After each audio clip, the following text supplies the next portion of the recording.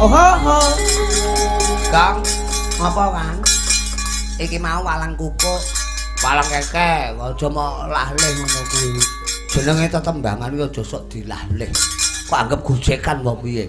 Wong dalu menika awake dhewe iki sowan ana Dalem Agung. Lugune menika mapanipun wonten Dalem Agung nggih menika Bu Kasih, ibuke Pak Ngganong. Oh ngono. Pak Ngganong ki najan to piantun sukses ki penjane iki mula kepornyata nek nyawang sesuatu ki aja nyawang kahanane Pak Ngganong sing sukses kaya ngono kuwi. Ning nyawang prosese kerja kerase Pak Ngganong sing sangat luar biasa. Mula sakyane tansah diparingi seger waras, kejaba bisnis penjane iki ning dalem ya ngingu sapi. Oh ngono. Sapine pirang-pirang.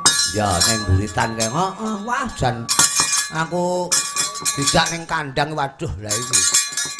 Banyak dia mulane nggo obah-obah, nggo cegalek, nggo golek keringet.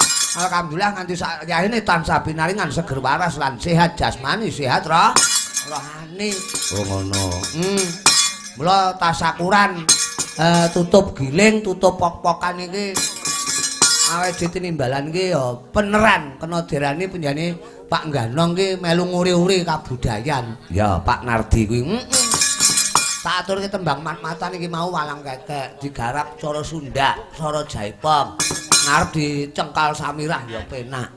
Tergantung penggarape. Tergantung sing ngendang. Wis ta pokok sing nembang sendur, sing ngendang kok kuwi. Wah, tenan jan iki cocok gali cocok, mathuk gali mathuk. Sing ngendang sapa to? Mak Dicita. Ya Pak Cita kuwi ya iso ngendang. Wah, pengrawit cakra budaya iki kabeh dilahlih nggon ngene panggah iso. Ya. Tapi kliak-kliak wonten kecandak wektune wis wah jare mangsa kala wanci gara-gara kapornyata niat kang sarta sing diarani rasa syukur saka panjenengan Pak Sunardi sekeluarga menika manana berkah dhateng keluarga Pak Sunardi Sumarambah keng garwa lan para putra klebu ingkang ibu Bu Kasih. Mboten supen juga buat Ude Jaya Mulya. Ya, rame-rame nguyak cara mabur mulung adoh. Lan ning mega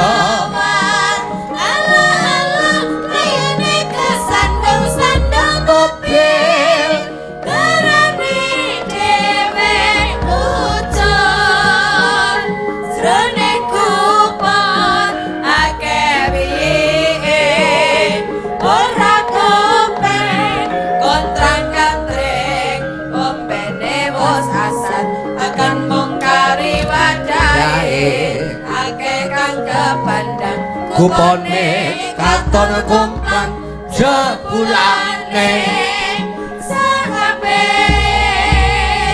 emele sarwa melo ingkang dudu mestine amburu uncang kelangan dalam pretentrame. Sekali lagi ya Tro. Ya Boto Tiga Mulya Wampes Kediri kok.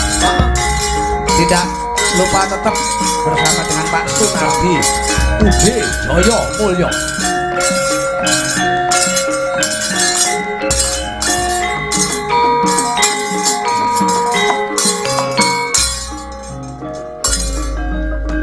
Rame-rame nguyat drama permula adem resepsi Lane mega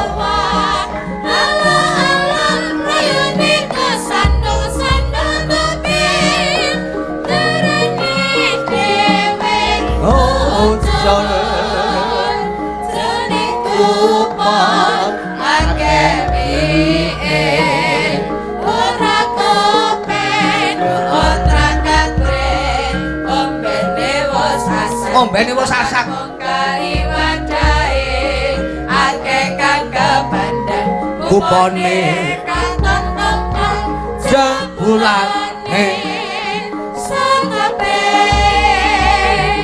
milih sarwa melo ingkang dudu mestine amburu ucap kelangan dalam pretentrame bebrayan urip ingkang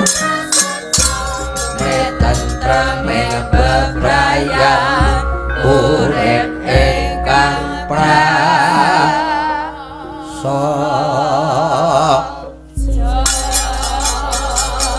Pancen ya swara 1 2 3 4 5 6 7 8 ndang dintang dintang ndang dintang dintang cendol cendol.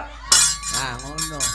Ya, alhamdulillah wanci goro-goro Kang Gareng. Ale. Mumpung sowan mapan wonten dalem Agung Pak Nardi, tidak lupa menika anak wadon sing saka Kediri kene ya kuwi Genduk Niken Salintri dereng kondur alhamdulillah. Sekali lagi matur suwun ya Cahayu, tepuk tangan buat Niken bintang tamu goro-goro isih tetep setia bersama Cakra Budaya. Heeh. Awis sak menika bintang tamu ki rata-rata ki wung Gatot Kaca kok ning kono ki. Ayo. Iki gambreng ya. Heeh. Nggonku lek ngarani Gatot Kaca ngono ki. Lah Antareja gangsir. Kalek Antasena urang. Oh. Kaya orang anu lah, orang dablek. Iya. Lah terima kasih nih Ken.